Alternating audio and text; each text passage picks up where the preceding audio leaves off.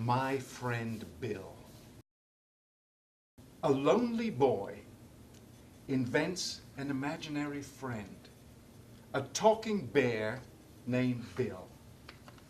The boy assigns Bill the intimate role of making him feel better about himself.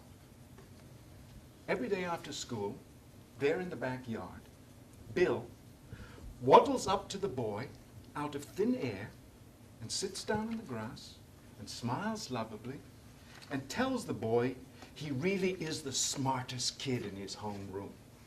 Doesn't matter what grade he just got in any geometry test. Who really cares about geometry, really?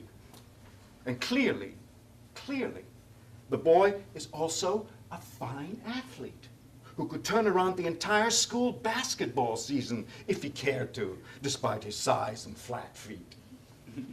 And as for girls, you really think so? Whispers the boy after Bill has named 3 snotty girls at the least who have secret crushes on him. Absolutely, declares the bear. And then he scratches his backside and yawns as the boy stares off grinning at the fence, blushing at this new rosy picture of the world, starring his no longer lonely self, courtesy of his imaginary friend.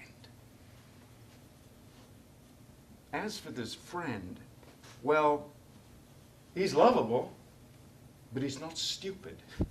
Not at all. In fact, Bill very quickly gets bored with the sole purpose assigned to him of absurdly buttering up a lonely young, the word that comes to Bill's mind is loser. And he grows resentful.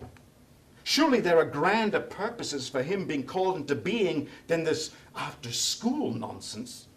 He can ride a unicycle, if you please, and prance around on his hind legs, even dance a little. He's got talents.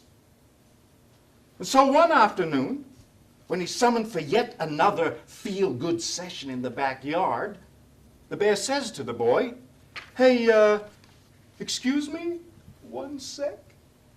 And he heads off around the side of the house, grinning sheepishly and lovably as if he was going to go pee behind the rose bush. But he doesn't. Instead, he lumbers off down the driveway and heads away down the road to find a new and much better life for himself and his talents. The boy sits in the backyard, pulling at the grass. He scowls impatiently. He's had a bad day. He yells for his fawning friend. He curses the silence. He gets up and stalks over and peers behind the rose bush. His mouth drops open. "Hey," he says. He stares around. "Hey," he cries. He runs down the driveway. He comes back slowly into the yard with a kick at the rose bush. He throws himself down cross-legged on the grass and hunches there, scowling in misery and betrayal. Lonely tears prickle down his cheeks. Out on the wide road, the shadows of evening begin to gather. The imaginary bear trots along, bubbling over with excitement at his bold move, at the adventure he's embarked upon, at the great new world of freedom around him. Sure, he feels a little guilty about deserting the boy who after all brought him into being.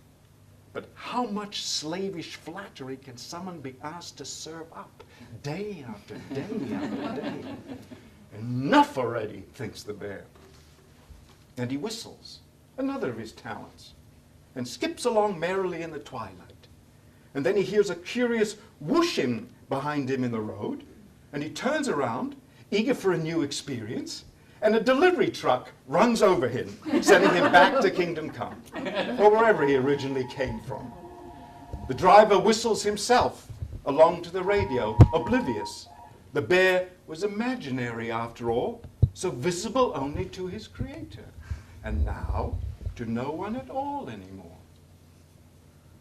The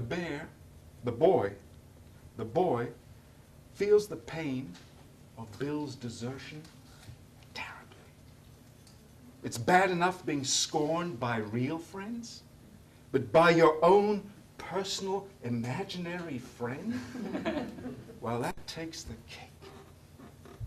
In his pain, the boy writes down the whole candid saga of disloyal Bill.